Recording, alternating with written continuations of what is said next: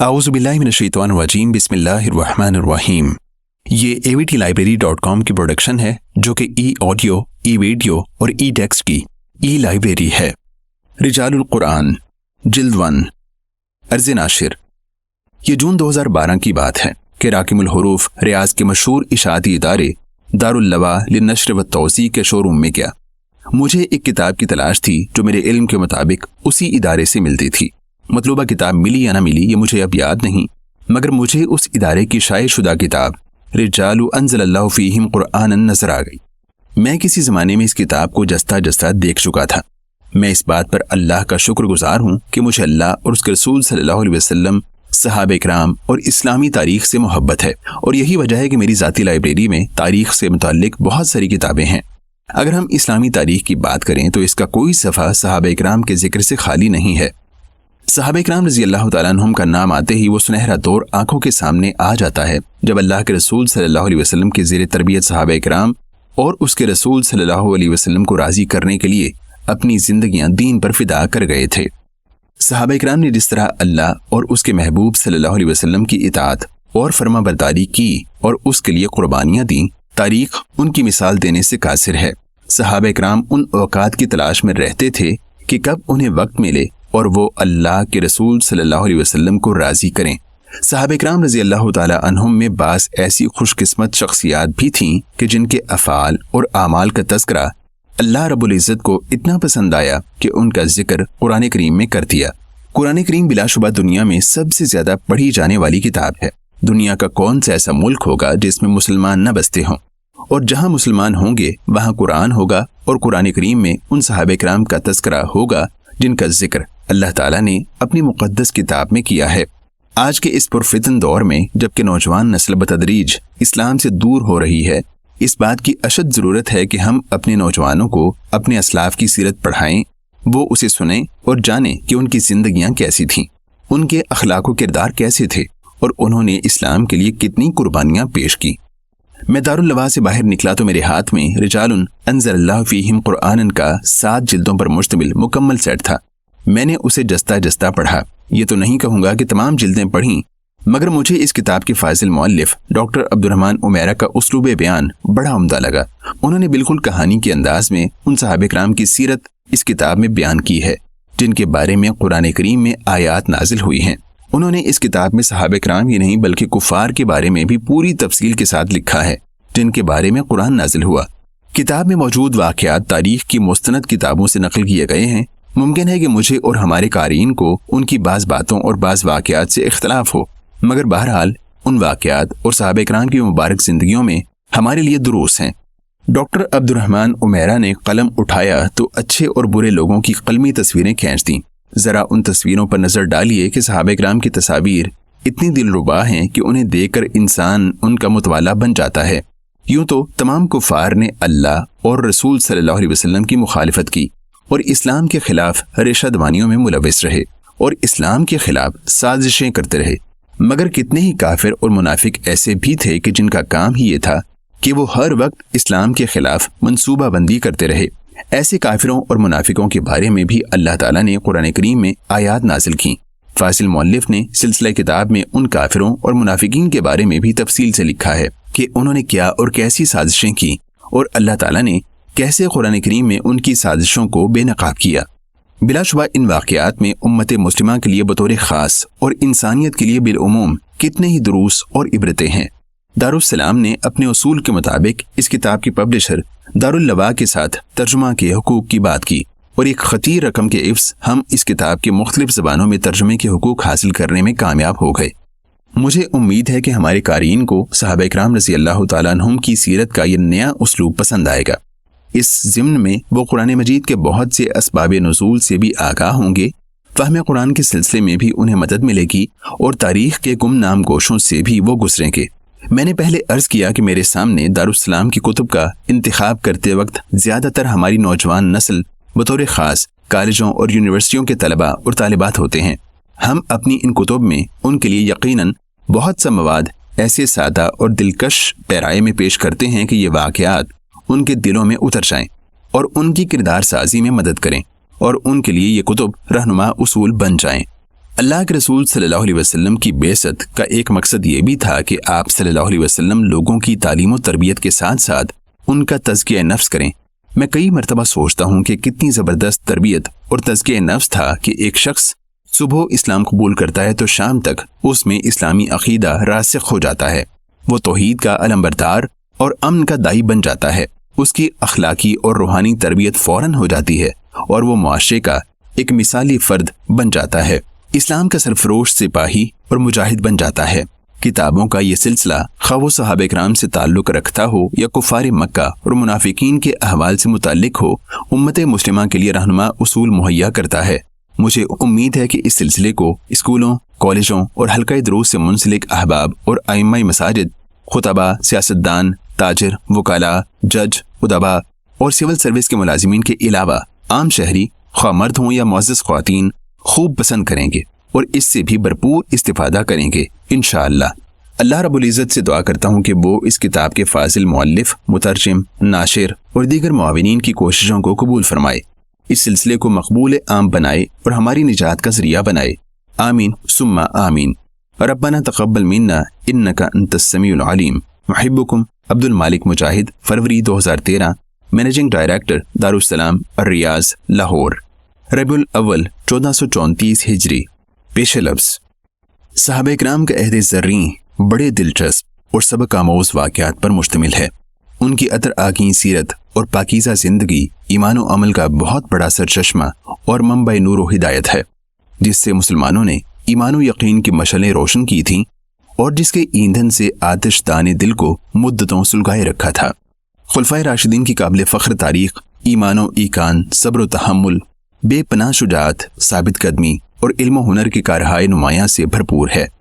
ان کا بے مثال عمل و کردار جس کے ثمرات ہم اپنی آنکھوں سے دیکھتے ہیں اور جس کا فیضان آج تک جاری ہے، یہی تھا کہ وہ لوگوں کے معاملے میں خدا ترس واقع ہوئے تھے۔ دنیا کے مال و متاع سے انہیں کوئی دلچسپی نہیں تھی، وہ خشوع و خضوع کے بیکر تھے اور اللہ تعالیٰ سے ان کا تعلق بڑی مستحکم بنیادوں پر استوار تھا۔ اس تعلق کو منقطع کرنا انہیں ایک لمحے کے لیے بھی گوارا نہیں تھا۔ حضرت ابو بکر صدیق، حضرت عمر بن خطاب، حضرت عثمان بن عفان اور حضرت علی بن ابی طالب رضی اللہ تعالی عنہم، یہ چاروں اصحاب خلفائے راشدین کے بلند و بالا لقب سے پہچانے جاتے ہیں۔ رسول اللہ صلی اللہ علیہ وسلم نے مسلمانوں کو وصیت کی تھی کہ یہ چاروں جس راہ پر قدم بڑھائیں تم بھی اسی راہ کو اختیار کرنا اور انہی کے منہج و فکر کو اپنا نصب العین قرار دینا۔ آپ نے ارشاد فرمایا تھا، میری سنت اور میرے خلفاء کی سنت اپنائے رکھنا، جو اصحاب رشد و ہدایت ہیں اسے مضبوطی سے تھامنا اور ڈاڑوں سے پکڑ لینا۔ ایک موقع پر فرمایا، بے شک میں نہیں جانتا کہ تم میں کب تک رہوں گا، چنانچہ ان لوگوں کی پیروی کرنا جو میرے بعد ہوں گے۔ یہ کہہ کر آپ نے ابو بکر و عمر رضی اللہ تعالی عنہما کی طرف اشارہ کیا۔ رسول اللہ صلی اللہ علیہ وسلم نے ان چاروں اصحاب کا فردن تذکرہ بھی کیا۔ حضرت ابو بکر صدیق رضی اللہ تعالی عنہ کا ذکر کرتے ہوئے فرمایا، اگر میں کسی کو خلیل یعنی جانی دوست بنایا کرتا تو ابو بکر کو خلیل یعنی جانی دوست بناتا۔ حضرت عمر بن خطاب رضی اللہ تعالیٰ عنہ کو مخاطب کر کے فرمایا، ابن خطاب، اس ذات کی قسم جس کے ہاتھ میں میری جان ہے، شیطان تم سے جس راہ میں بھی چلتے ملے گا تمہاری راہ چھوڑ کر ہمیشہ دوسری راہ لے گا۔ حضرت عثمان بن عفان رضی اللہ تعالیٰ عنہ کے بارے میں فرمایا، میری امت میں سب سے زیادہ حیاتار عثمان بن عفان ہے۔ حضرت علی بن ابی طالب رضی اللہ تعالیٰ عنہ سے فرمایا، تمہارا مرتبہ میرے ساتھ وہی ہے جو ہارون علیہ السلام کا موسیٰ علیہ السلام کے ساتھ تھا۔ ہمارے اسلاف میں صحابہ کرام رضی اللہ تعالیٰ عنہم بلند ترین حیثیت کے مالک ہیں اور صحابہ کرام رضی اللہ تعالیٰ عنہم میں علم و عمل کے اعتبار سے خلفائے راشدین سر فہرست ہیں۔ یہی وجہ ہے کہ ہم نے ان پاک باز ہستیوں کی درخشاں سیرت کا مطالعہ کرتے ہوئے اس کتاب کی تحریر کا آغاز کیا ہے۔ امید ہے کہ خلفائے راشدین اور دیگر صحابہ کرام رضی اللہ تعالیٰ عنہم کی مائیت میں ہمارا یہ علمی اور تاریخی مطالعہ انشاءاللہ بڑا مبارک اور خوشگوار ثابت ہوگا۔ آدمی خوش رنگ و خوشنما پھولوں سے سجے باغ میں گھنے درختوں کے سائے تلے چہل قدمی کرے اور باغ کی تازہ، ٹھنڈی اور نرم ہوا کا لطف اٹھائے تو دل کو کیسی خوشی ملتی ہے اور روح کس قدر معطر ہو جاتا ہے۔ صحابہ کرام رضی اللہ تعالیٰ عنہم کی مثالی سیرت اور ان کے حسن فکر کے مطالعے سے انشاءاللہ ہمارے دل و دماغ کو بھی رہنمائی کی روشنی نصیب ہوگی۔ زیر نظر کتاب خلفائے راشدین کے علم و نثر، سیرت و کردار اور ان کے عظیم کارناموں کی رودات ہے۔ اس میں جہاں آپ کو خلفائے راشدین کی پاکیزہ سوانح عمری پڑھنے کو ملے گی، وہیں ان کے نور علم کی روشنیاں بھی جگمگاتی نظر آئیں گی۔ یہی نہیں، تجدید ایمان کا موقع بھی میسر آئے گا۔ اللہ تعالیٰ سے دعا ہے کہ وہ ہمیں علم نافع عطا کرے، جو علم عطا کیا ہے اس سے بھرپور استفادہ کرنے کی توفیق دے اور ہمارے علم میں اضافہ فرمائے، آمین۔ ڈاکٹر عبد الرحمن امیرہ۔ حضرت ابو بکر صدیق رضی اللہ تعالیٰ عنہ۔ حضرت ابو بکر صدیق رضی اللہ تعالیٰ عنہ کے متعلق قرآن مجید کی ایک آیت فرمان الہی ہے، حتیٰ کہ جب وہ پہنچا اپنی جوانی کی قوتوں کو اور پہنچا 40 برس کو، عرض کیا، اے میرے رب، مجھے توفیق دے کہ شکر کروں تیری نعمت کا جو تو نے انعام کی مجھ پر اور میرے والدین پر، اور اس کی بھی توفیق دے کہ عمل کروں نیک جس سے تو راضی ہو، اور اصلاح کر میرے لیے میری ذریت کی، بلا شبہ میں نے توبہ کی تیری طرف اور بلا شبہ میں مسلمانوں میں سے ہوں۔ بعض مفسرین قرآن جن میں امام بغوی، امام سیوطی اور امام واحدی رحمہم اللہ شامل ہیں، ان کا کہنا ہے کہ یہ آیت حضرت ابو بکر صدیق رضی اللہ تعالیٰ عنہ کے متعلق نازل ہوئی۔ رسول اللہ صلی اللہ علیہ وسلم نے فرمایا، ہم پر جس کسی کا بھی احسان تھا اسے ہم نے چکا دیا سوائے ابو بکر کے۔ ابو بکر کا ہم پر جو احسان ہے اسے روز قیامت اللہ تعالیٰ ہی چکائے گا۔ مجھے کسی کے مال سے اتنا فائدہ نہیں پہنچا جتنا فائدہ مجھے ابو بکر کے مال سے پہنچا۔ اگر میں لوگوں میں سے کسی کو خلیل یعنی دلی دوست بناتا تو بلا شبہ ابو بکر ہی کو دلی دوست بناتا، لیکن بات دراصل یہ ہے کہ تمہارا صاحب اللہ کا خلیل یعنی دلی دوست ہے۔ میں نے جس کسی کو اسلام کی دعوت دی وہ شش و پن میں پڑا اور جھجکا سوائے ابو بکر کے، انہوں نے میری دعوت بلا تردد قبول کی۔ حضرت ابو بکر صدیق رضی اللہ تعالیٰ عنہ۔ مردوں میں حضرت ابو بکر صدیق رضی اللہ تعالیٰ عنہ سب سے پہلے ایمان لائے۔ آپ ہجرت مدینہ میں رسول اللہ صلی اللہ علیہ وسلم کے رفیق سفر تھے، بے کس غلاموں کو سرداران قریش کے پنجہ استبداد سے چھڑاتے تھے۔ رسول اللہ صلی اللہ علیہ وسلم کی وفات حضرت آیات کے بعد جب جزیرہ نماں عرب کے بہت سے افراد مرتد ہو گئے تو حضرت ابو بکر صدیق رضی اللہ تعالیٰ عنہ نے ان کے خلاف علم جہاد بلند کیا اور انہیں اسلام کی طرف لا کے چھوڑا۔ وفات نبوی کے بعد مسلمانوں کے پہلے خلیفہ آپ ہی تھے رضی اللہ تعالیٰ عنہ۔ آپ ام المومنین حضرت عائشہ رضی اللہ تعالیٰ عنہ کے والد گرامی ہیں۔ آپ کا نام عبداللہ بن ابی قحافہ اور لقب صدیق ہے۔ رسول اللہ صلی اللہ علیہ وسلم نے انہیں عتیق کا لقب دیا۔ اس کے متعلق حضرت عائشہ صدیقہ رضی اللہ تعالیٰ عنہ کا کہنا ہے کہ ایک رات رسول اللہ صلی اللہ علیہ وسلم اور اصحاب کرام رضی اللہ تعالیٰ عنہم گھر کے آنگن میں تشریف فرما تھے، میرے اور ان کے درمیان پردہ حائل تھا۔ اتنے میں ابو بکر رضی اللہ تعالیٰ عنہ تشریف لائے۔ آپ صلی اللہ علیہ وسلم نے انہیں دیکھا تو فرمایا، جو شخص کسی ایسے آدمی کو دیکھنا چاہے جو نار جہنم سے محفوظ ہے وہ انہیں دیکھ لے۔ اہل عرب کے ہاں علم انساب اور علم تاریخ کی بڑی اہمیت تھی۔ انساب میں ان کی مہارت کا یہ عالم تھا کہ آدمی تو آدمی ہیں، وہ گھوڑوں، اونٹوں تک کے نسب اور خاندانی سلسلے یاد رکھتے تھے۔ حضرت ابو بکر صدیق رضی اللہ تعالیٰ عنہ کے متعلق بیان کیا جاتا ہے کہ آپ بھی بہت بڑے ماہر انساب تھے۔ حضرت عقیل بن ابی طالب رضی اللہ تعالیٰ عنہ انساب کے مشہور عالم ہیں۔ حضرت ابو بکر صدیق رضی اللہ تعالیٰ عنہ اس فن میں ان کے بھی استاد تھے۔ آپ کی اس خوبی کے متعلق خود رسول اللہ صلی اللہ علیہ وسلم نے ایک مرتبہ فرمایا تھا، اہل قریش میں قریش کے انساب کے سب سے بڑے عالم ابو بکر ہیں۔ اسلام تو اسلام، دور جاہلیت میں بھی انہوں نے کبھی شراب کو ہاتھ نہیں لگایا۔ ایک صاحب نے پوچھا کہ جاہلیت میں آپ نے کبھی بادہ نوشی بھی کی تھی؟ فرمایا، اللہ کی پناہ۔ پوچھا گیا کہ ایسا کیوں کر ہوا؟ فرمایا، بھئی میں تو اپنی عزت کو داغدار ہونے سے بچاتا اور اپنی آدمیت کی حفاظت کرتا تھا۔ جو آدمی پیتا ہے وہ عزت تو کماتا ہی ہے، آدمیت سے بھی ہاتھ دھو بیٹھتا ہے۔ ان کی یہ بات رسول اللہ صلی اللہ علیہ وسلم کو پتہ چلی تو آپ نے فرمایا، ابو بکر نے بالکل درست کہا۔ حضرت ابو بکر صدیق رضی اللہ تعالیٰ عنہ نے جاہلیت میں کبھی بتوں کی پوجا نہیں کی۔ ایک مرتبہ صحابہ کرام رضی اللہ تعالیٰ عنہ کی محفل میں تشریف فرما تھے، کسی نے یہ موضوع چھیڑ دیا۔ آپ نے کہا، میں نے کبھی کسی بت کو سجدہ نہیں کیا۔ جب میں سن بلوغت کو پہنچا تو ایک روز والد محترم ابو قحافہ نے میرا ہاتھ پکڑا اور مجھے بت قدے میں لے گئے۔ مجھ سے کہنے لگے، یہ ہیں تمہارے بلند مرتبہ معبود۔ وہ مجھے بت قدے میں اکیلا چھوڑ کر چلے گئے۔ میں ایک بت کے قریب گیا اور کہا، میں بھوکا ہوں، مجھے کھانا کھلاؤ، میرے پاس پہننے کو کچھ نہیں، مجھے پہننے کو کپڑے دو۔ اس نے کوئی جواب نہیں دیا۔ میں نے ایک بڑا پتھر اٹھایا اور اسے کھینچ مارا۔ وہ منہ کے بل زمین پر جا رہا، چہرہ مہرا، سپید رو، نازک اندام، رخسار ہلکے، کمر قدرے جھکی ہوئی، दुबला पतला चेहरा, आंखें गहरी, पेशानी बुलंद, हाथ पांव बालों से आरी। ये थे हमारे ममदू जनाब अबू बकर सिद्दीक रज़ी अल्लाह ताला अन्हो। इस्लाम के ज़ेरे साया हज़रत अबू बकर सिद्दीक रज़ी अल्लाह ताला अन्हो बतदरीज इस्लाम के शनासा हुए थे। उनका अपना बयान है कि एक रोज़ मैं काबा के सेन में बैठा था। ज़ैद बिन अमर बिन नुफैल भी वहीं तशरीफ़ फरमा थे। उमैया बिन अबी सल्त वहां से गुजरा तो ठहर गया। ज़ैद को मुखातब करके कहने लगा, खैर के मुतलाशी, कहो कैसे हो? ज़ैद ने जवाब दिया कि खैरियत से हूँ। और सुनाओ, कुछ मिला? नहीं, लेकिन मैंने तलाश करने में कोई कसर नहीं छोड़ी। इस पर उमैया ने कहा, रोज़े क़यामत तो सारे दीन सिवाय एक दीन के जिसका अल्लाह ने फैसला कर रखा है बेकार साबित होंगे। आगाह रहना, नबी मुंतज़र या तुम्हारे कबीले का होगा या फिर हमारे कबीले का। हज़रत अबू बकर सिद्दीक रज़ी अल्लाह ताला अन्हु कहते हैं कि इससे पहले मुझे मालूम नहीं था कि कोई नबी आने वाला है और उसका इंतज़ार भी किया जाता है। मैं उठा और सीधा वर्का बिन नौफल के यहाँ पहुंचा। वो अक्सर आसमान को घूरा करते थे। रंजो गम के मारे सीने में धाड़ें गूंजा करती थीं। हुस्ने इत्तेफाक से रास्ते में मिल गए, शायद कहीं जा रहे थे। मैंने उमैया बिन अबी सल्त की बात बताई तो फरमाने लगे, हाँ भतीजे, अहले किताब और आसमानी किताबों का इल्म रखने वाले तो यही कहते हैं कि नबी मुंतज़र का ताल्लुक अरब के सबसे बेहतर खानदान से होगा।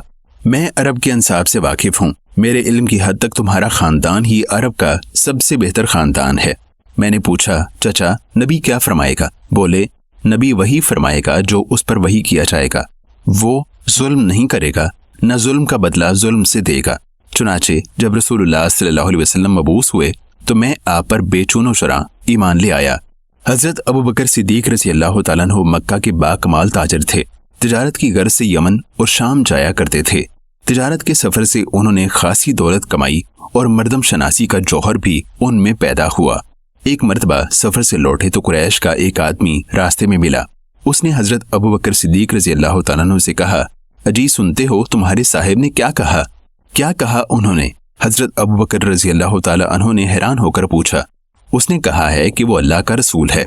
हज़रत अबू बकर रज़ी अल्लाह ताला अन्हु ये सुनकर पहले तो खामोश रहे, फिर फरमाया, अगर उन्होंने ये कहा है तो बिलाशुबा सच ही कहा है। सीधे रसूलुल्लाह सल्लल्लाहु अलैहि वसल्लम के यहाँ पहुंचे। पूछा, अबुल कासिम, ये मैं क्या सुन रहा हूँ? क्या सुना है आपने अबू बकर? मैंने सुना है कि आप तौहीद इलाही की दावत देते हैं और कहते हैं कि आप अल्लाह के रसूल हैं। रसूलुल्लाह सल्लल्लाहु अलैहि वसल्लम ने फरमाया, अबू बकर, ये बात दुरुस्त है। मेरे रब ने मुझे बशीर व नज़ीर बनाया है। उसने मुझे तमाम लोगों की तरफ रसूल बनाकर भेजा है। हज़रत अबू बकर सिद्दीक रज़ी अल्लाह ताला अन्हु ने फौरन कहा, वल्लाह, मैंने आपको कभी झूठ बोलते नहीं देखा। बिलाशुबा आप रिसालत के मुस्तहिक हैं। लाइए अपना हाथ दीजिए, मैं आपकी बैत करता हूँ। यूं हज़रत अबू बकर रज़ी अल्लाह ताला अन्हु शुरफ़ाए अरब में वो पहले आदमी थे जो ईमान लाए। उन्होंने इस्लाम के लिए अपना धन दौलत जानो माल सब कुछ पेश कर दिया। क़बूल इस्लाम के बाद उन्होंने रसूलुल्लाह सल्लल्लाहु अलैहि वसल्लम को मशवरा दिया कि हमें बैतुल्लाह में दाखिल होकर खुलेआम इस्लाम की दावत देनी चाहिए। आपने इजाज़त दी तो तमाम मुसलमान बैतुल्लाह में गए और एलानिया इस्लाम की दावत दे डाली। हज़रत अबू बकर सिद्दीक रज़ी अल्लाह ताला अन्हु ने तकरीर का आगाज़ किया तो मुश्रिकीन मक्का उन पर पिल पड़े और ज़दोकोब करने लगे। उतबा बिन अबी रबिया ने तो बदतमीज़ी की हद कर डाली। उसने अपना जूता उतारा और हज़रत अबू बकर रज़ी अल्लाह ताला अन्हु के चेहरे मुबारक पर पै दर पै कई ज़रबें लगाईं। चेहरा मुतवर्रिम हो गया, पहचाने नहीं जाते थे। बनु तैम जो आप रज़ी अल्लाह ताला अन्हु के अहले कबीला थे, उन्हें पता चला तो वो दौड़े आए। मुश्रिकीन को परे हटाया और आपको एक चादर में उठाए घर ले आए। चोटें ऐसी शदीद थीं कि बनु तैम ने समझा कि आप जिंदा नहीं रहेंगे। उन्होंने मस्जिद में ऐलान कर दिया कि अगर अबू बकर ने वफात पाई तो हम उतबा को जिंदा नहीं छोड़ेंगे। वो हज़रत अबू बकर रज़ी अल्लाह ताला अन्हु को होश में लाने की कोशिश करते रहे। जब आप होश में आए तो सबसे पहले रसूलुल्लाह सल्लल्लाहु अलैहि वसल्लम की खैरियत दरियाफ्त फरमाई। कबीला वालों ने सख्त सुस्त कहा कि उसी की वजह से इस हाल को पहुंचे और होश में आते साथ ही उसी का हाल पूछते हो। उनकी वालिदा से कहा कि इसे कुछ खिलाओ पिलाओ और खुद चल दिए। हज़रत अबू बकर रज़ी अल्लाह ताला अन्हु ने कहा कि ना कुछ खाऊंगा न पीऊंगा, पहले ये बताओ कि रसूलुल्लाह सल्लल्लाहु अलैहि वसल्लम किस हाल में हैं। वालिदा ने जवाब दिया कि वल्लाह, मुझे तुम्हारे साहिब के बारे में कुछ इल्म नहीं। फरमाया, बिनते खिताब की तरफ जाइए, उनसे पूछ कर आइए। वो बिनते खिताब के यहाँ गईं। बिनते खिताब को खदशा हुआ कि कहीं ये मुशरिकीन की जासूस न हो। उन्होंने कहा, मैं अबू बकर और मोहम्मद बिन अब्दुल्ला को नहीं जानती। والدہ نے ان کی منت سماجت کی کہ آپ میرے ساتھ چلیے اور ابو بکر سے خود بات کر لیجئے، ان کی حالت بہت نازک ہے۔ وہ تشریف لائیں۔ حضرت ابو بکر رضی اللہ تعالیٰ عنہ کو اس حال میں دیکھا تو دل بھر آیا۔ بولیں، جن لوگوں نے تمہارا یہ حال کیا ہے وہ یقیناً بدگماش ہیں، اللہ تعالیٰ ان سے ضرور انتقام لے گا۔ حضرت ابو بکر رضی اللہ تعالیٰ عنہ کے لبوں پر ایک ہی سوال تھا، رسول اللہ صلی اللہ علیہ وسلم کا کیا حال ہے؟ بنت خطاب ابھی تک خائف تھیں۔ بولیں، آپ کی والدہ سن رہی ہیں۔ فرمایا، ان کے متعلق بے فکر رہیے۔ بنت خطاب نے بتایا کہ رسول اللہ صلی اللہ علیہ وسلم صحیح سلامت ہیں۔ آپ نے پوچھا کہ رسول اللہ صلی اللہ علیہ وسلم کہاں ہیں؟ انہیں اپنی آنکھوں سے دیکھنا چاہتا ہوں۔ بنت خطاب نے بتایا کہ وہ ارقم بن ابی ارقم کے مکان پر ہیں۔ حضرت ابو بکر رضی اللہ تعالیٰ عنہ نے کہا کہ مجھے ان کی خدمت میں لے چلو، میں انہیں دیکھ کر اطمینان کرنا چاہتا ہوں۔ راستے خالی ہوئے اور لوگوں کی آمد و رفت تھمی تو دونوں خواتین حضرت ابو بکر رضی اللہ تعالیٰ عنہ کو سہارا دیے ہوئے روانہ ہوئیں۔ تینوں افراد دار ارقم میں داخل ہوئے۔ رسول اللہ صلی اللہ علیہ وسلم نے ان کی حالت دیکھی تو آپ کو شدید رقت ہوئی۔ مکہ میں مسلمانوں کا عرصہ حیات تنگ ہو گیا تو رسول اللہ صلی اللہ علیہ وسلم نے مسلمانوں کو ہجرت حبشہ کی اجازت دی۔ حضرت ابو بکر رضی اللہ تعالیٰ عنہ نے بھی رخت سفر باندھا اور حبشہ کی طرف نکل کھڑے ہوئے۔ راستے میں سید القارہ ربیعہ بن فہیم المعروف بے ابن دغنہ سے ملاقات ہوئی۔ پوچھا، کہاں کا ارادہ ہے؟ فرمایا، حبشہ جاتا ہوں۔ پوچھا، کاہے کو؟ فرمایا، تمہاری قوم نے جینا دو بھر کر دیا۔ ابن دغنہ نے کہا، نہیں ابو بکر، تم جیسے آدمی شہر چھوڑ کر نہیں جایا کرتے، نہ انہیں شہر سے نکالا جاتا ہے۔ تم واپس چلو، اپنے شہر میں اپنے رب کی عبادت کرو، میں تمہیں پناہ دیتا ہوں۔ مکہ پہنچ کر ابن دغنہ اشراف قریش سے ملا اور انہیں بتایا کہ اس نے ابو بکر کو پناہ دی ہے۔ اشراف قریش نے اس کی یہ بات تسلیم کی اور کہا کہ ٹھیک ہے، اس سے کہو اپنے گھر میں اپنے رب کی عبادت کرے، وہیں نماز پڑھے اور جو چاہے قرات کرتا رہے، لیکن ہمیں ایذا نہ دے اور یہ کام علانیہ نہ کرے۔ ہمیں ڈر ہے کہ وہ ہماری عورتوں اور ہمارے بچوں کو خراب کر دے گا۔ حضرت ابو بکر صدیق رضی اللہ تعالیٰ عنہ نے گھر کے باہر آنگن میں جائے نماز بنائی۔ دن بھر وہیں بیٹھے نماز پڑھتے اور تلاوت کرتے رہتے۔ قریش کے نوجوان، عورتیں اور بچے ان کے گرد اکٹھے ہو جاتے اور بغور تلاوت سنتے۔ تلاوت اختتام پذیر ہوتی تو وہ لوگ گھروں کو چلے جاتے اور وہی باتیں دہراتے رہتے جو حضرت ابو بکر رضی اللہ تعالیٰ عنہ سے سن کر جاتے۔ قریش کے سرداروں کو یہ بات کہاں ہضم ہوتی۔ انہوں نے ابن دغنہ سے رابطہ کیا اور کہا کہ ابو بکر کو روکو ورنہ اسے اپنی پناہ سے نکال دو۔ ابن دغنہ حضرت ابو بکر رضی اللہ تعالیٰ عنہ کے ہاں گیا اور ان سے کہا کہ یوں کھلے بندوں نماز پڑھنی اور قرات کرنی چھوڑ دو ورنہ میں اپنی پناہ واپس لیتا ہوں۔ فرمایا، تم اپنی پناہ واپس لو، مجھے اللہ کی پناہ کافی ہے۔ حضرت ابو بکر صدیق رضی اللہ تعالیٰ عنہ نے دعوت دین کا کام جاری رکھا۔ مکہ کے کئی سرداروں نے آپ کے ہاتھ پر اسلام قبول کیا۔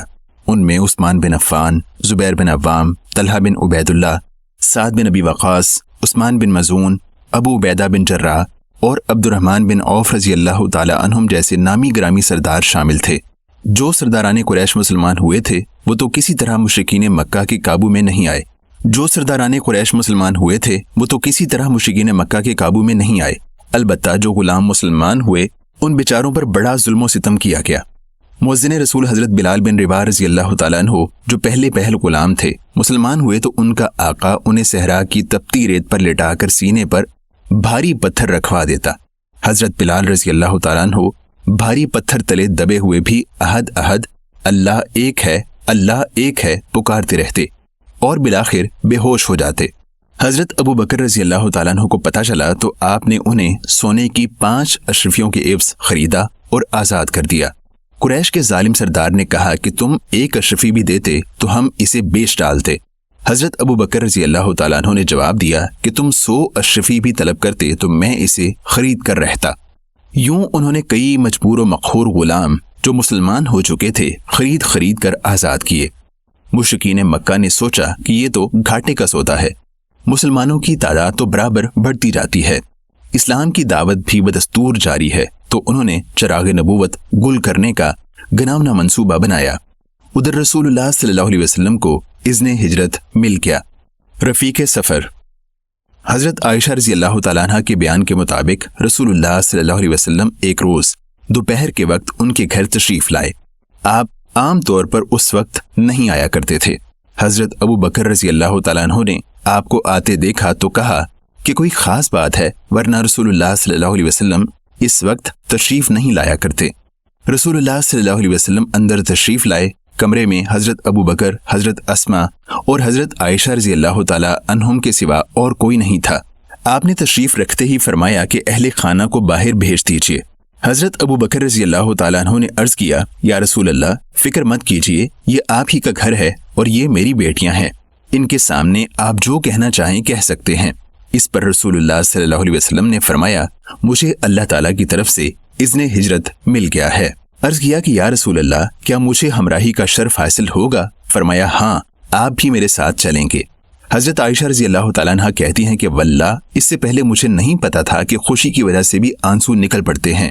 اس روز جب رسول اللہ صلی اللہ علیہ وسلم نے والد محترم سے یہ فرمایا کہ ہاں آپ بھی میرے ساتھ چلیں گے، تو والد محترم بے اختیار رو دیے۔ تب مجھے پتا چلا کہ خوشی کی وجہ سے بھی آنسو نکل آیا کرتے ہیں۔ اس کے بعد حضرت ابو بکر رضی اللہ تعالیٰ عنہ نے عرض کیا کہ اے اللہ کے نبی، میرے پاس 2 سواریاں ہیں جو میں نے اسی وقت کے لیے تیار کر رکھی تھیں۔ عبداللہ بن اریقط کو راستے کے رہبر کے طور پر ساتھ لیا گیا اور اسے اس کام کی اجرت دی گئی۔ یوں حضرت ابو بکر رضی اللہ تعالیٰ عنہ نے اپنے ہمدم دیرینہ کے ہمراہ مدینہ ہجرت کی۔ مدینہ پہنچ کر رسول اللہ صلی اللہ علیہ وسلم نے مہاجرین و انصار کے درمیان مواخات کا رشتہ قائم کر دیا۔ حضرت ابو بکر صدیق رضی اللہ تعالیٰ عنہ کا رشتہ مواخات خارجہ بن زید انصاری رضی اللہ تعالیٰ عنہ کے ساتھ قائم ہوا۔ آپ نے خارجہ بن زید رضی اللہ تعالیٰ عنہ کے ہاں قیام کیا۔ انہوں نے اپنی بیٹی حبیبہ آپ کے عقد میں دے دی۔ خارجہ بن زید انصاری رضی اللہ تعالیٰ عنہ کا شمار کبار صحابہ میں ہوتا ہے۔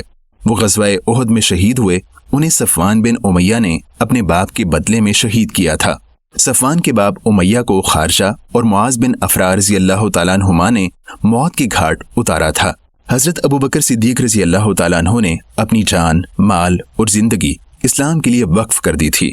رسول اللہ صلی اللہ علیہ وسلم نے ایک مرتبہ ان کی تعریف کرتے ہوئے فرمایا، ہم پر جس کسی کا بھی احسان تھا اسے ہم نے چکا دیا سوائے ابو بکر کے۔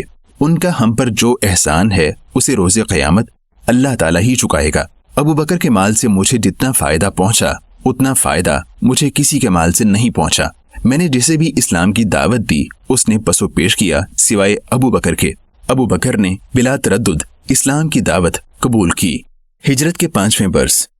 ہجرت کے 5ویں برس رسول اللہ صلی اللہ علیہ وسلم صحابہ اکرام رضی اللہ تعالی عنہم کو ساتھ لیے مکہ روانہ ہوئے۔ عمرے کا قصد تھا۔ قریش کو خبر ہو گئی کہ آپ مکہ کی طرف آ رہے ہیں۔ انہوں نے یہ فیصلہ کیا کہ آپ کو مکہ میں داخل نہیں ہونے دیں گے۔ آپ نے حضرت عثمان رضی اللہ تعالیٰ عنہ کو سفیر بنا کر مکہ بھیجا تاکہ وہ قریش مکہ کو بتائیں کہ مسلمان جنگ کرنے نہیں آئے، وہ تو محض عمرہ کرنے آئے ہیں۔ اس کے باوجود قریش مکہ مصر رہے کہ مسلمان مکہ میں نہیں آ سکتے۔ فریقین میں مذاکرات ہوئے۔ آخر یہ طے ہوا کہ مسلمان مدینہ لوٹ جائیں اور اگلے برس عمرے کے لیے آئیں۔ صلح نامے کی بعض شرائط وقتی طور پر حضرت عمر بن خطاب رضی اللہ تعالیٰ عنہ کی سمجھ میں نہیں آئیں۔ انہوں نے سمجھا کہ مسلمانوں کی حق تلفی ہو رہی ہے۔ وہ حضرت ابو بکر رضی اللہ تعالیٰ عنہ کے پاس آئے اور کہا، ابو بکر، کیا یہ رسول اللہ نہیں؟ بلا شبہ رسول اللہ ہیں۔ حضرت ابو بکر رضی اللہ تعالیٰ عنہ نے جواب دیا، یا پھر ہم مسلمان نہیں؟ کیوں نہیں، ہم بھی مسلمان ہی ہیں۔ تو پھر یہ لوگ مشرکین نہیں؟ نہیں، یہ بھی مشرکین ہی ہیں۔ حضرت ابو بکر رضی اللہ تعالیٰ عنہ نے قدر حیران ہو کر کہا، تو پھر اپنے دین کے معاملے میں ہم سے گھٹیا شرائط کیوں منوائی جاتی ہیں؟ حضرت ابو بکر صدیق رضی اللہ تعالیٰ عنہ نے فرمایا، عمر، انہی کے راستے پر چلتے رہو، میں شہادت دیتا ہوں کہ وہ رسول اللہ صلی اللہ علیہ وسلم ہیں۔ اس پر حضرت عمر رضی اللہ تعالیٰ عنہ نے بھی کہا، میں بھی شہادت دیتا ہوں کہ وہ اللہ کے رسول صلی اللہ علیہ وسلم ہیں۔ یہ حضرت ابو بکر صدیق رضی اللہ تعالیٰ عنہ کا ایمان کامل ہی تھا جس نے ان سے یہ جواب کہلایا۔ حضرت عمر رضی اللہ تعالیٰ عنہ بھی اسی درجہ ایمانی پر فائز تھے، تاہم وہ پہل بات سمجھ نہیں پائے۔ اس سلسلے میں حضرت ابو بکر رضی اللہ تعالیٰ عنہ کو ان پر سبقت حاصل تھی۔ ایک مرتبہ حضرت عمرو بن عاص رضی اللہ تعالیٰ عنہ نے رسول اللہ صلی اللہ علیہ وسلم سے پوچھا کہ لوگوں میں آپ کو سب سے پیارا کون ہے؟ فرمایا، عائشہ۔ عمر رضی اللہ تعالیٰ عنہ نے کہا، میرا مطلب تھا آدمیوں میں سے۔ فرمایا، عائشہ کا والد۔ اللہ تعالیٰ نے رسول اللہ کو جو فریضہ رسالت سونپا تھا وہ آپ نے نہایت ذمہ داری سے سر انجام دیا۔ آپ صلی اللہ علیہ وسلم نے وفات پائی تو مسلمان نہایت حیران ہوئے۔ حضرت عمر رضی اللہ تعالیٰ عنہ نے یہاں تک کہہ ڈالا، کچھ منافق قسم کے لوگ یہ سمجھتے ہیں کہ رسول اللہ صلی اللہ علیہ وسلم وفات پا گئے ہیں۔ بخدا رسول اللہ نے وفات نہیں پائی، وہ تو موسیٰ بن عمران علیہ السلام کی طرح اپنے رب کے ہاں گئے ہیں، وہ ضرور واپس آئیں گے اور ان لوگوں کے ہاتھ کاٹ ڈالیں گے جو یہ کہتے ہیں کہ رسول اللہ صلی اللہ علیہ وسلم وفات پا گئے ہیں۔ کان کھول کر سن لو، میں نے جسے یہ کہتے سن لیا کہ رسول اللہ صلی اللہ علیہ وسلم وفات پا گئے ہیں، اپنی اس تلوار سے اس کی گردن اڑا دوں گا۔ حضرت عمر رضی اللہ تعالیٰ عنہ یہ باتیں کہہ رہے تھے کہ حضرت ابو بکر رضی اللہ تعالیٰ عنہ تشریف لائے۔ رسول اللہ صلی اللہ علیہ وسلم کے جسد اطہر کو چادر سے ڈھانپ کر گھر کے ایک گوشے میں رکھ دیا گیا تھا۔ حضرت ابو بکر رضی اللہ تعالیٰ عنہ نے چہرے اقدس پر سے چادر کا پلو ہٹایا، مبارک پیشانی پر بوسہ دیا اور کہا، فدا کا ابی و امی، میرے ماں باپ آپ پر قربان، آپ زندہ و مردہ دونوں حالتوں میں پاکیزہ ہیں، اللہ نے آپ کے لیے جو موت لکھی تھی وہ آپ کو آ گئی۔ یہ کہہ کر چادر کا پلو دوبارہ چہرے اقدس پر ڈال دیا۔ کاشان نبوی سے باہر آئے حضرت عمر رضی اللہ تعالیٰ عنہ اسی لہجے میں بول رہے تھے، انہیں خاموش ہونے کو کہا، وہ بولتے رہے۔ آپ نے دیکھا کہ وہ خاموش نہیں ہوتے تو لوگوں کی طرف متوجہ ہوئے اور گفتگو کا آغاز کر دیا۔ لوگ بھی خاموشی سے آپ کی طرف متوجہ ہو گئے۔ آپ نے اللہ کی حمد و ثنا بیان کی اور فرمایا، لوگو، جو آدمی محمد صلی اللہ علیہ وسلم کی عبادت کرتا تھا وہ سن لے کہ محمد صلی اللہ علیہ وسلم وفات پا چکے ہیں، اور جو آدمی اللہ کی عبادت کرتا ہے وہ جان لے کہ اللہ زندہ و جاوید ہے، وہ کبھی وفات نہیں پائے گا۔ پھر آپ نے یہ آیت قرآنی تلاوت فرمائی، وما محمد الا رسول قد خلت من قبلہ الرسل افئن مات او قتل انقلبتم علی اعقابکم ومن ينقلب على عقبیہ فلن يضر اللہ شیئا وسیجزی اللہ الشاکرین۔ محمد بھی تو رسول ہی ہیں، ان سے پہلے بھی رسول گزرے، تو کیا اگر وہ وفات پا جائیں یا مقتول ہوں تو تم اپنی ایڑیوں پر مڑ جاؤ گے، اور جو اپنی ایڑیوں پر مڑے گا وہ اللہ کا کچھ نقصان نہیں کرے گا، اور اللہ ان قریب شکر کرنے والوں کو جزا دے گا۔ لوگوں کی یہ حالت تھی کہ گویا پہلی مرتبہ یہ آیت سن رہے ہیں۔ حضرت ابو بکر رضی اللہ تعالیٰ عنہ کی گفتگو سن کر جب حضرت عمر رضی اللہ تعالیٰ عنہ کو یہ یقین ہوا کہ رسول اللہ صلی اللہ علیہ وسلم واقعی وفات پا چکے ہیں تو وہ غش کھا کر گر پڑے۔ حیات نبوی میں نماز کی امامت۔ حضرت عائشہ رضی اللہ تعالیٰ عنہ نے بیان کیا کہ رسول اللہ صلی اللہ علیہ وسلم جب بیمار پڑے تو بلال رضی اللہ تعالیٰ عنہ آپ کو نماز کی اطلاع دینے آئے۔ آپ نے فرمایا، ابو بکر سے کہو کہ لوگوں کو نماز پڑھا دیں۔ حضرت عائشہ رضی اللہ تعالیٰ عنہ کہتی ہیں کہ میں نے عرض کیا، یا رسول اللہ، ابو بکر زود رنج آدمی ہیں، آپ کی جگہ کھڑے ہوں گے تو مارے غم اور رقت کے تلاوت نہیں کر پائیں گے، اگر آپ عمر سے نماز پڑھانے کو کہہ دیں تو بہتر ہو۔ آپ صلی اللہ علیہ وسلم نے فرمایا، ابو بکر ہی سے کہو کہ لوگوں کو نماز پڑھائیں۔ میں نے حفصہ رضی اللہ تعالیٰ عنہ سے کہا کہ تم کہو۔ حفصہ رضی اللہ تعالیٰ عنہ بھی حاضر خدمت ہوئیں اور وہی بات کہی جو میں نے کہی تھی۔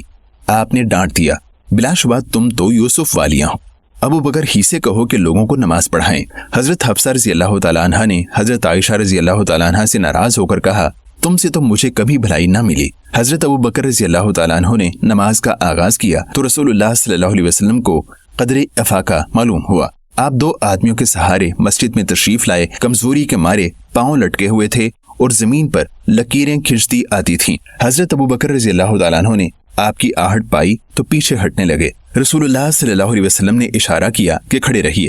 آپ آگے تشریف لائے اور حضرت ابو بکر رضی اللہ تعالیٰ عنہ کے بائیں طرف بیٹھ گئے۔ یوں آپ لوگوں کو بیٹھ کر نماز پڑھاتے رہے اور حضرت ابو بکر رضی اللہ تعالیٰ عنہ کھڑے ہو کر نماز پڑھاتے رہے۔ حضرت ابو بکر رضی اللہ تعالیٰ عنہ رسول اللہ صلی اللہ علیہ وسلم کی اقتداء کرتے اور لوگ حضرت ابو بکر رضی اللہ تعالیٰ عنہ کی اقتداء کرتے۔ یہاں ایک سوال پیدا ہوتا ہے کہ حضرت ابو بکر رضی اللہ تعالیٰ عنہ ہی کا امامت کے لیے کیوں انتخاب کیا گیا؟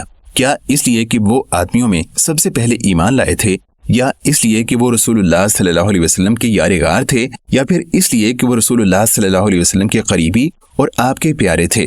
ممکن ہے کہ یہ تینوں اسباب بھی ہوں، تاہم بنیادی اسباب یہ نہیں تھے۔ دراصل وفات نبوی کے بعد امت کو جس مشکل مرحلے سے گزرنا اور جس گمبھیر مسئلے کا شکار ہونا تھا، رسول اللہ صلی اللہ علیہ وسلم کو اس کا بخوبی اندازہ تھا۔ آپ بلا شبہ بڑے مردم شناس تھے۔ آپ نے نگاہ بصیرت سے دیکھ لیا تھا کہ صحابہ کرام رضی اللہ تعالیٰ عنہم میں ابو بکر رضی اللہ تعالیٰ عنہ ہی اس اہم ذمہ داری کو پوری کر سکتے ہیں۔ اس کی تائید حضرت مطعم بن عدی رضی اللہ تعالیٰ عنہ کی روایت سے بھی ہوتی ہے۔ انہوں نے بتایا کہ ایک مرتبہ ایک خاتون کسی سلسلے میں نبی صلی اللہ علیہ وسلم کے ہاں آئی۔ آپ نے اس سے فرمایا دوبارہ آنا۔ اس نے پوچھا کہ یا رسول اللہ، اگر آپ سے ملاقات نہ ہو سکے تو مطلب یہ کہ آپ وفات پا جائیں تو کس سے ملاقات کروں؟ فرمایا تو ابو بکر سے ملنا۔ मालूम हुआ कि रसूलुल्लाह सल्लल्लाहु अलैहि वसल्लम हजरत अबू बकर रज़ी अल्लाह तआला अन्हु को उमूर रियासत की जिम्मेदारी सौंपा करते और उन्हें इसका अहल समझते थे। मुसलमानों की कसीर तादाद को भी उनके इस मकाम व मर्तबे का एहसास था। तो सवाल यह है कि हजरत आयशा रज़ी अल्लाह तआला अन्हा इस अमर के मुतालिक क्यों फिक्रमंद थीं? उन्होंने रसूलुल्लाह सल्लल्लाहु अलैहि वसल्लम की खिदमत में ये क्यों अर्ज किया और बाद में हजरत हफ्सा रज़ी अल्लाह तआला अन्हा से भी कहलवाया कि अबू बकर रज़ी अल्लाह तआला अन्हु ज़ूद रंज आदमी हैं, वो आपकी जगह खड़े होंगे तो तिलावत नहीं कर पाएंगे। आखिर इसकी वजह क्या थी? इसकी वजह हजरत आयशा रज़ी अल्लाह तआला अन्हा ने खुद बयान फरमाई है। उनका कहना है कि मेरा ख्याल ये था, जो आदमी वफात नबी के बाद रसूलुल्लाह सल्लल्लाहु अलैहि वसल्लम के मुसल्ले पर खड़ा होगा और आपका नायब बनेगा, लोग उसे कभी पसंद नहीं करेंगे, लोग उसे बदफाली की अलामत बना डालेंगे। इसी खदशे के पेश नज़र मैं ये चाहती थी कि मेरे वालिद लोगों की नफरत का निशाना न बने। बैत खिलाफत। अंसार सकीफा बनी साइदा में इकट्ठे हुए। मुहाजिरीन को पता चला तो वो भी पहुंच गए। एक अंसारी सहाबी हजरत खब्बाब बिन मुनज़िर रज़ी अल्लाह तआला अन्हु ने मुहाजिरीन से कहा कि एक अमीर हम में से होगा और एक आप में से। हजरत अबू बकर सिद्दीक रज़ी अल्लाह तआला अन्हु ने अपनी तकरीर में फरमाया कि अरब कुरैश के सिवा किसी और की हाकमियत तस्लीम नहीं करेंगे। हम अमीर होंगे और आप वजीर। आपकी मुशावरत के बगैर कोई मामला तय नहीं पाएगा। उमर बिन खत्ताब और अबू उबैदा में से किसी एक की बैत कर लीजिए। इस पर हजरत उमर और हजरत अबू उबैदा रज़ी अल्लाह तआला अन्हुमा ने हजरत अबू बकर रज़ी अल्लाह तआला अन्हु की बैत कर ली। इसके साथ ही तमाम मुहाजिरीन व अंसार बैत के लिए टूट पड़े। अगले रोज हजरत अबू बकर रज़ी अल्लाह तआला अन्हु ने मस्जिद नबवी में खलीफा की हैसियत से तकरीर की और मंशूर खिलाफत पेश किया। हमदो सना के बाद आपने फरमाया, लोगों, मुझे तुम्हारा वाली बना दिया गया है, हालांकि मैं तुम में सबसे बेहतर नहीं हूँ। बात दरअसल यह है कि कुरान नाजिल हुआ और रसूलुल्लाह सल्लल्लाहु अलैहि वसल्लम ने कई सुन्नतें इख्तियार की और हमने कुरान और सुन्नत का बहुत सा इल्म हासिल किया। ये बात खूब अच्छी तरह समझ लो कि निहायत समझदारी की बात तक़वा है, जबकि निहायत अहमकाना बात फिस्को फजूर है। याद रखो कि तुम में सबसे ताकतवर आदमी मेरे हिसाब से कमज़ोर है, ताकि मैं उससे वो मामला करूं जिसका वो मुस्तहिक है, और तुम में से कमज़ोर तरीन आदमी मेरे हिसाब से कवी है, ताकि मैं उसका भी हिसाब बराबर कर दूं। लोगों, मैं तो बस पैरोकार हूँ। दीन के मामले में कोई नया काम मैं नहीं करूँगा। मैं अगर अच्छा करूँ तो मेरी मदद करना, टेढ़ा हो जाऊँ तो मुझे सीधा कर देना। इस्लाम में जो आदमी लोगों का हाकिम बनता है वो उन्हीं का एक आम फर्द होता है। उसे हुक्मरानी की जिम्मेदारियां सौंपी जाती हैं। एक आम फर्द की तरह वो लोगों पर अपनी राय नहीं ठोंस सकता, ना उनसे मुशावरत किए बिना कोई फैसला कर सकता है। रियासत के आम अफराद की तरह अगर वो अच्छे काम करता है तो उसकी इज्जत बढ़ती है और मकाम व मर्तबा में इजाफा होता है और लोगों के दिल में उसकी मोहब्बत जागज़ी होती है। इसी अमर का इआदा हजरत अबू बकर रज़ी अल्लाह तआला अन्हु ने अपनी सदारती तकरीर में किया था। उन्होंने वाज़ेह किया था कि उनका तर्ज हुकूमत जिन उसूलों पर मबनी होगा वो बराह रास्त कुरान और सुन्नत से माखूज होंगे। वो हर हाल में इस्लामी तालीमात की पैरवी करेंगे और उसी को अपना शिआर बनाएंगे। यूं ना तो कोई ताकतवर अल्लाह ताला के अहकामात की खिलाफ वर्जी कर पाएगा, ना किसी कमज़ोर के हुकूक पर डाका डाला जा सकेगा।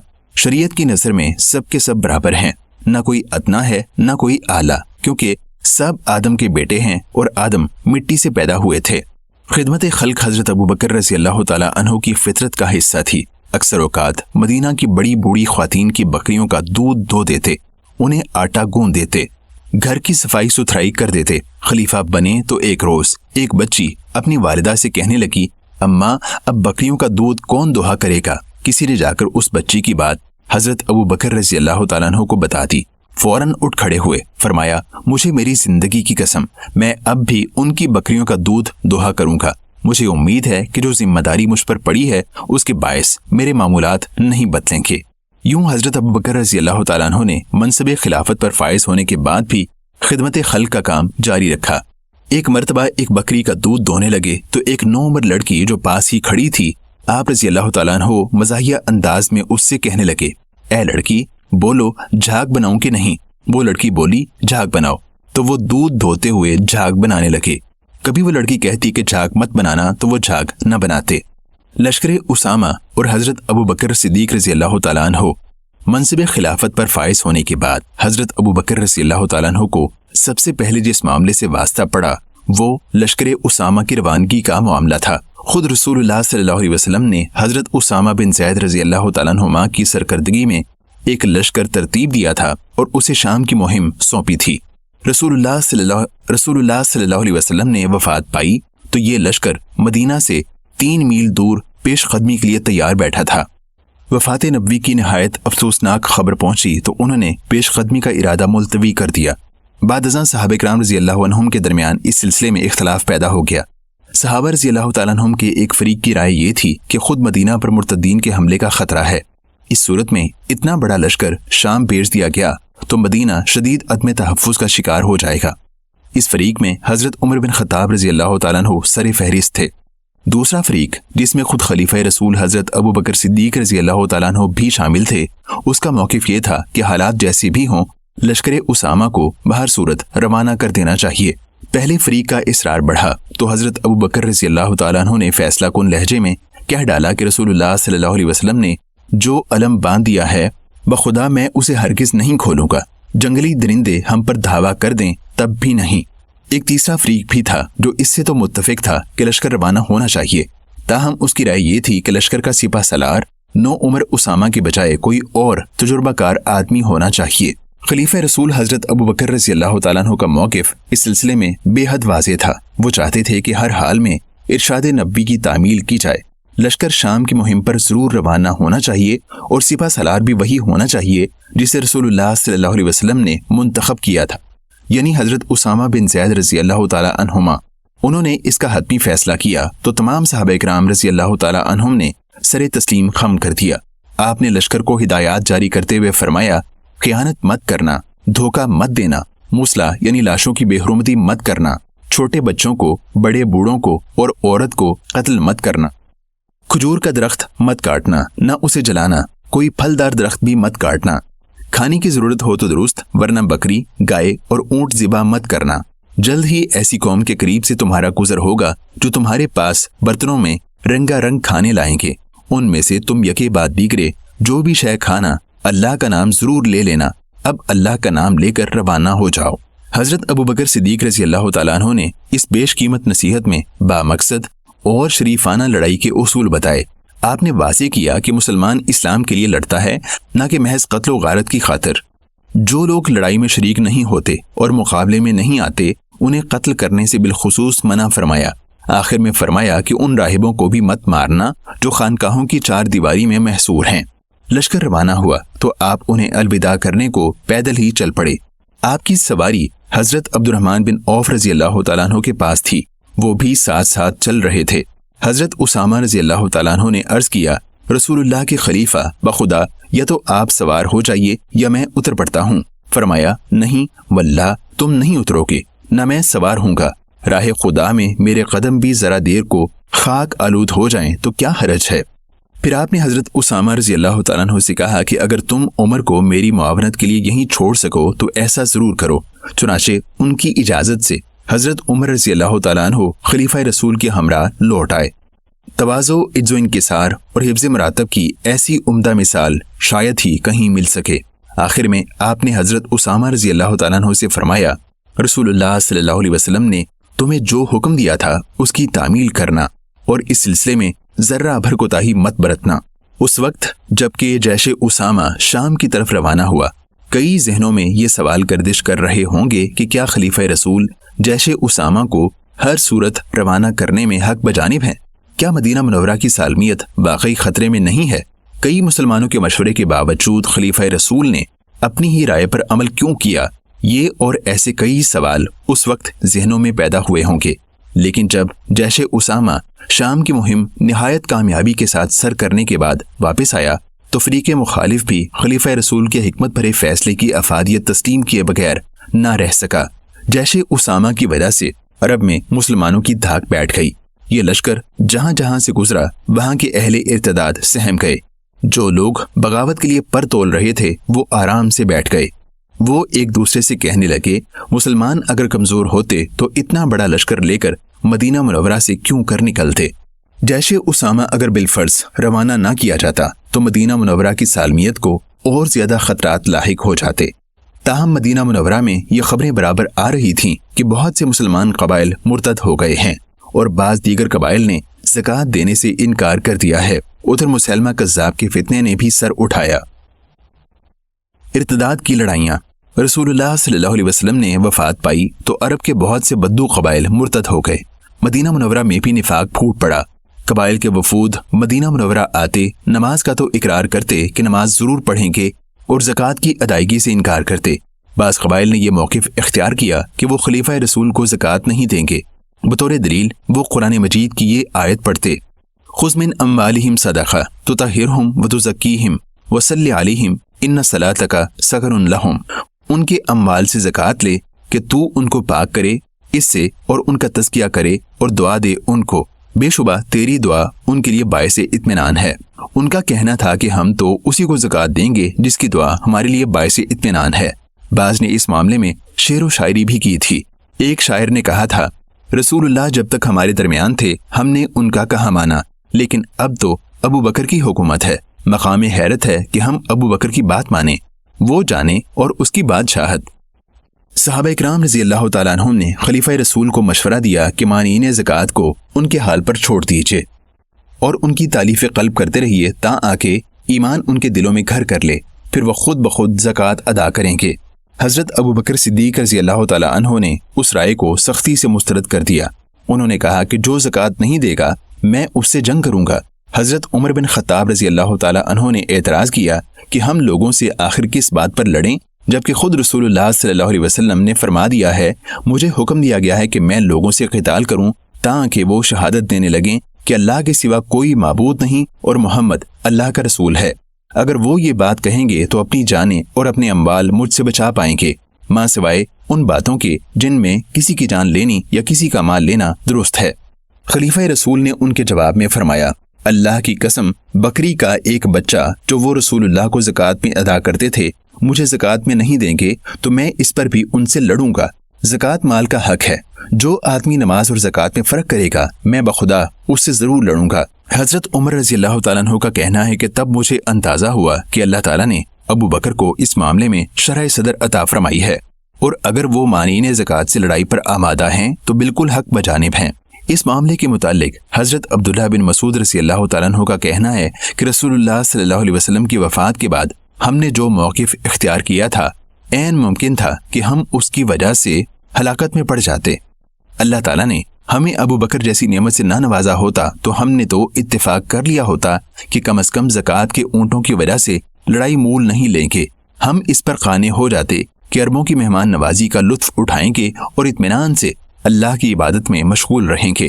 اللہ خیر صلی۔ لیکن اللہ تعالیٰ نے ابو بکر کے دل میں یہ بات بٹھا دی کہ مانعین زکوٰۃ یا تو زکوٰۃ دینے پر آمادہ ہوں گے یا وہ ان سے لڑائی کریں گے۔ ان کے نزدیک مانعین زکوٰۃ کے لیے دو ہی راستے تھے، یا تو انہیں ذلت آمیز شکست کا سامنا کرنا پڑے گا، انہیں یہ اقرار کرنا پڑے گا کہ ان کے مقتولین جہنم واصل ہیں اور ہمارے شہداء جنت کے باسی، دوسرے وہ ہمارے شہداء کی دیت ادا کریں گے، تیسرے ان کا جتنا مال متاع ہمارے ہاتھ آیا وہ ہمارے لیے مال غنیمت ہوگا، ہمارا جو ساز و سامان انہوں نے حاصل کیا وہ انہیں لوٹانا پڑے گا۔ اگر یہ باتیں منظور نہیں تو پھر انہیں جلا وطن ہونا پڑے گا، انہیں ان کے علاقوں سے نکال باہر کیا جائے گا۔ یوں مسلمانوں نے اتفاق رائے سے طے کر لیا کہ اہل ارتداد اور مانعین زکوٰۃ یا تو اسلام قبول کر کے زکوٰۃ ادا کریں گے یا پھر ان سے لڑائی کی جائے گی۔ خلیفہ رسول نے اس عظیم الشان مہم کے لیے 11 فوجی دستے ترتیب دیے۔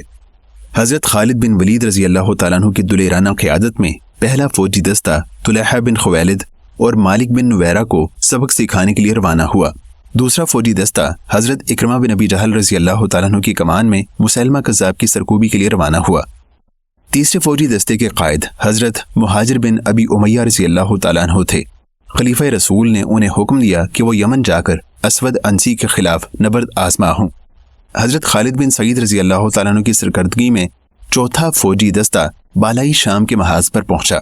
حضرت عمرو بن عاص رضی اللہ تعالیٰ عنہ کی مدبرانہ قیادت میں پانچواں فوجی دستہ قزعہ، ودیہ اور بنی حارث کے 2 ہاتھ کرنے کے لیے آگے بڑھا۔ چھٹے فوجی دستے کے سپہ سالار حضرت حذیفہ بن محسن رضی اللہ تعالیٰ عنہ تھے۔ خلیفہ رسول نے انہیں دباغ کی مہم پر روانہ فرمایا۔ ساتویں فوجی دستے کی زمام قیادت حضرت عرفجہ بن حرسمہ رضی اللہ تعالیٰ عنہ کے ہاتھ میں تھی، انہیں مہرہ کی مہم سونپی گئی۔ حضرت شرحبیل بن حسنہ رضی اللہ تعالیٰ عنہ کی جرأت مندانہ قیادت میں 8वां फौजी दस्ता हजरत इकरमा रजी अल्लाह तआला अन्हु की कुमक के तौर पर आज़म सफ़र हुआ। 9वां फौजी दस्ता जिसके सिपा सालार हजरत मान बिन हाजिस सलमा रजी अल्लाह तआला अन्हु थे, उसे बनु सुलैम के महाज पर भेजा गया। हजरत सुवैद बिन मिक़रन हज़रमी रजी अल्लाह तआला अन्हु की क़यादत में 10वां फौजी दस्ता बहरे अहमर के साहिल पर रवाना हुआ। 11वां फौजी दस्ता हजरत अला हज़रमी के ज़ेर क़यादत बहरैन की तरफ रवाना हुआ। इन 11 फौजी दस्तों की रवानगी से पेशतर खलीफा रसूल ने हर सिपा सालार को एक खत दिया जिसमें मरकूम था, बिस्मिल्लाहिर्रहमानिर्रहीम, खलीफा रसूल अबू बकर की तरफ से अवाम व खवास के नाम जिन्हें मेरा ये ख़त मिले, वो इस्लाम पर कायम रहे हों या दायरे इस्लाम से निकल गए हों, उन लोगों को सलाम जिन्होंने हिदायत का इत्तिबा किया और हिदायत पाने के बाद गुमराह नहीं हुए। मैं आपके साथ मिलकर अल्लाह की हम्द करता हूँ जिसके सिवा कोई माबूद नहीं। मैं गवाही देता हूँ इस बात का कि अल्लाह के सिवा कोई नहीं, वो अकेला है, उसका कोई शरीक नहीं, और इस बात का भी गवाह हूँ कि मोहम्मद उसका बंदा और रसूल है। मोहम्मद सल्लल्लाहु अलैहि वसल्लम जो पैगाम हिदायत लेकर आए हम उसका इकरार करते हैं, और जो उसका इनकार करे हम उसका इनकार करते और उससे जिहाद करते हैं। अम्मा बाद, अल्लाह ताला ने मोहम्मद सल्लल्लाहु अलैहि वसल्लम को अपनी तरफ से हक के साथ मबूस किया। उसने आपको तमाम इंसानों की तरफ बशारत दहिंदा, इंतबाह कुनिंदा और दाई इल्लाह बनाकर भेजा। अल्लाह ताला ने आपको रोशन चराग बनाया ताकि आप उन अफराद को इंतबाह करें जो बाकायदे हयात हैं और काफिरों पर इत्माम हुज्जत भी हो जाए। चुनाचे जिन लोगों ने रसूलुल्लाह की तरफ से दावत इल्लाह कबूल की, अल्लाह ताला ने उन्हें हिदायत हक से नवाजा। जिन लोगों ने आपकी बात सुनकर पीठ फेरी और भाग उठे, रसूलुल्लाह ने बेइज़्न इलाही उन्हें मारा ताकि वो खाही न खाही इस्लाम की तरफ चले आए। फिर रसूलुल्लाह सल्लल्लाहु अलैहि वसल्लम ने वफात पाई जबकि आप अल्लाह के हुक्म की तामील कर चुके, उम्मत की खैर ख्वाही का काम अंजाम दे चुके और अपनी जिम्मेदारी निभा चुके थे। अल्लाह ताला ने अपनी नाजिल करदा किताब में आपको और अहले इस्लाम को बता दिया था, इन्नका मय्यतुन व इन्नहुम मय्यतून, बिलाशुबा तुम मरने वाले हो और ये भी मरने वाले हैं। और ये वमा जअलना लिबशरिन मिन क़ब्लिकल खुल्द अफ़ा इन मित्ता फहुमुल खालिदून, और हमने तुझसे पहले किसी बशर के लिए जावेदानी नहीं रखी, सो अगर तू मर गया तो क्या ये हमेशा रहेंगे। अल्लाह ताला ने अहले ईमान को मुखातिब करके फरमाया, वमा मुहम्मदुन इल्ला रसूल क़द खलत मिन क़ब्लिहिर रुसल अफ़ा इन माता औ क़ुतिला इन्क़लबतुम अला अक़ाबिकुम वमन यन्क़लिब अला अक़िबैहि फ़लन यदुर्रल्लाह शैअ व सयजज़िल्लाहु शाकिरीन। और मोहम्मद भी एक रसूल ही है, उससे पहले कई रसूल गुजर चुके, सो क्या अगर वो फौत हो जाए या कत्ल कर दिया जाए तो तुम अपनी एड़ियों पर फिर जाओगे, और जो अपनी एड़ियों पर फिर जाएगा वो अल्लाह को हरगिज कुछ भी नुकसान नहीं पहुंचाएगा, और अल्लाह शुक्र करने वालों को जल्द जज़ा देगा। सो जो आदमी मोहम्मद को पूछता था वो अच्छी तरह जान ले कि मोहम्मद वफात पा चुके हैं, और जो सिर्फ अकेले अल्लाह की इबादत करता था जिसका कोई शरीक नहीं, वो ये समझ ले कि अल्लाह उसकी ताक में है, वो जिंदा है, वफात नहीं पाएगा, उसे न तो ऊँग आती है न नींद, वो अपने दीन का मुहाफिज है, अपने दुश्मन से इंतकाम लेने वाला है। मैं तुम्हें अल्लाह के तकवा की वसीयत करता हूँ, अपने नबी की तालीमात में से जो कुछ तुम्हारे हिस्से में आता है उसे हासिल करो, नबी हिदायत अपनाओ, अल्लाह के दीन पर साबित कदमी से कायम रहो। जिसे अल्लाह ताला ने हिदायत नहीं दी वो बिलाशुबा गुमराह है, जिसे उसने आफियत नहीं दी वो मुब्तलाए आफात है, जिसकी मदद अल्लाह ने नहीं की वो बेचारा तो बेयारो मददगार है, जिसकी रहनुमाई अल्लाह के अलावा किसी और ने की वो भी गुमराह है। अल्लाह ताला ने फरमाया, मन यहदिल्लाहु फहुवल मुहतदी व मन युद्लिल फलन तजिद लहु वलिय्यन मुर्शिदा। जिसे अल्लाह हिदायत दे सो वही हिदायत पाने वाला है, और जिसे वो गुमराह कर दे फिर तुझे उसके लिए रहनुमाई करने वाला कोई दोस्त हरगिज नहीं मिलेगा। दुनिया में किसी आदमी का कोई अमल कबूल नहीं यहाँ तक कि वो इस्लाम का इकरार करे, आखिरत में भी इस्लाम ही से काम चलेगा, उसका मुतबादिल किसी सूरत काबिल कबूल नहीं होगा। इस सिलसिले में कोई हीला बहाना भी तस्लीम नहीं किया जाएगा। मुझे इत्तला मिली है कि तुम में से बाज़ अफराद ने कबूल इस्लाम के बाद अल्लाह के मुताल्लिक धोखा खाकर, दीन को ना समझकर और शैतान का कहना मानकर इस्लाम को छोड़ दिया है। इरशाद बारी ताला है, वइज़ क़ुल्ना लिल मलाइकति इसजुदू लि आदम फसजदू इल्ला इब्लीस कान मिनल जिन्नि फफसक़ अन अम्रि रब्बिही अफतत्तखिज़ूनहु व ज़ुर्रियतहु औलिया मिन दूनी व हुम लकुम अदुव्वुम बिस्सलिज़ालिमीन बदला। और जब हमने फरिश्तों से कहा आदम को सजदा करो तो उन्होंने सजदा किया सिवाय इब्लीस के, वो जिन्नात में से था, सो उसने अपने रब की नाफरमानी की, تو کیا تم مجھے چھوڑ کر اسے اور اس کی اولاد کو دوست بناتے ہو، حالانکہ وہ تمہارے دشمن ہے، وہ شیطان ظالموں کے لیے بطور بدل برا ہے۔ ایک اور موقع پر فرمایا ان الشیطان لکم عدو فاتخذوہ عدوا انما یدعو حزبہ لیکون من اصحاب السعیر۔ بلا شبہ شیطان تمہارا دشمن ہے، سو اسے دشمن ہی بناؤ، وہ اپنے گروہ کو صرف اس لیے بلاتا ہے کہ وہ آگ والوں میں سے ہو جائیں۔ میں نے فلاں صاحب کی قیادت میں تمہارے پاس مہاجرین و انصار اور تابعین کا لشکر بھیجا ہے۔ میں نے ان صاحب کو حکم دیا ہے کہ وہ کسی سے ایمان باللہ کے سوا کچھ قبول نہ کریں، اور یہ بھی کہ وہ دعوت اللہ دینے سے پہلے کسی کو قتل نہ کریں۔ اگر کوئی دعوت اللہ قبول کر لے، اسلام کا اقرار کر لے اور عمل صالح کا وعدہ کرے تو اس کی بات تسلیم کر کے اس کی مدد کی جائے، اور اگر کوئی انکار کرے تو اس سے لڑائی کی جائے یہاں تک کہ انکار کرنے والا اللہ کے دین کی طرف لوٹ آئے۔ اہل ارتداد کی سرکوبی کے لیے فوجی دستوں کی روانگی۔ وحشی بن حرب رضی اللہ تعالیٰ عنہ کا بیان ہے کہ ابو بکر صدیق رضی اللہ تعالیٰ عنہ نے جب خالد بن ولید رضی اللہ تعالیٰ عنہ کو اہل ارتداد کے خلاف روانہ ہونے والے فوجی دستوں کا سپہ سالار اعلیٰ کمانڈر ان چیف مقرر کیا تو فرمایا، میں نے ایک دفعہ رسول اللہ صلی اللہ علیہ وسلم کو یہ فرماتے سنا تھا کہ خالد بن ولید اللہ کا اچھا بندہ اور قبیلے کا اچھا فرد ہے، یہ اللہ کی ایک تلوار ہے جسے اللہ نے کافروں اور منافقوں کے خلاف سونت رکھا ہے۔ حضرت خالد بن ولید رضی اللہ تعالیٰ عنہ اپنے فوجی دستے کو ہمراہ لیے ذوالقصہ سے روانہ ہوئے۔ خلیفہ رسول نے انہیں حکم دیا کہ سب سے پہلے طلحہ اسدی کی خبر لیجیے۔ طلحہ اسدی اپنی قوم کے علاقے دیار بنی اسد میں مقیم تھا۔ اہل غطفان بھی وہیں رہتے تھے۔ بنی عبس اور بنی ذبیان بھی ان کے ساتھ جا ملے تھے۔ حضرت خالد بن ولید رضی اللہ تعالیٰ عنہ اور طلحہ اسدی کا آمنا سامنا موضع بزاخہ میں ہوا۔ بدوؤں کی کثیر تعداد جنگ کا تماشا دیکھنے آئی تھی۔ طلحہ اپنے حلیف قبائل کے ہمراہ آ چکا تھا۔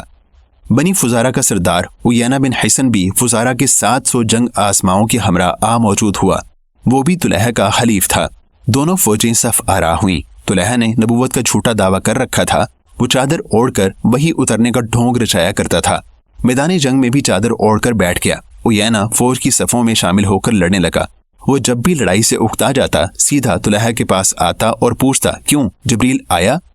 طلحہ نفی میں جواب دیتا۔ عیینہ پلٹ جاتا، لڑتے لڑتے پھر اوب جاتا تو واپس آتا اور پھر پوچھتا، کیوں بے جبریل آیا کہ نہیں؟ کیوں بے جبریل آیا کہ نہیں؟ تیسری مرتبہ جب وہ واپس آیا اور طلحہ سے پوچھا تو اس نے جواب دیا کہ ہاں جبریل آیا تھا۔ کیا کہا اس نے؟ عیینہ نے بے قراری سے پوچھا۔ اس نے کہا ہے کہ تیری بھی ایک چکی ہے اس کی چکی جیسی، اور ایک بات جسے تو کبھی نہیں بھولے گا۔ طلحہ نے منہ بنا کر بظاہر بڑی سنجیدگی سے جواب دیا، میرا بھی یہی خیال ہے کہ تمہارے متعلق کوئی بات ایسی ضرور ہوگی جسے تم کبھی نہیں بھولو گے۔ اتنا کہہ کر عیینہ بن حسن نے اپنے قبیلے کو آواز دی، بنی فزارہ چلو واپس چلتے ہیں۔ یہ avtlibrary.com کی پروڈکشن ہے جو کہ ای آڈیو، ای ویڈیو اور ای ٹیکسٹ کی ای لائبریری ہے۔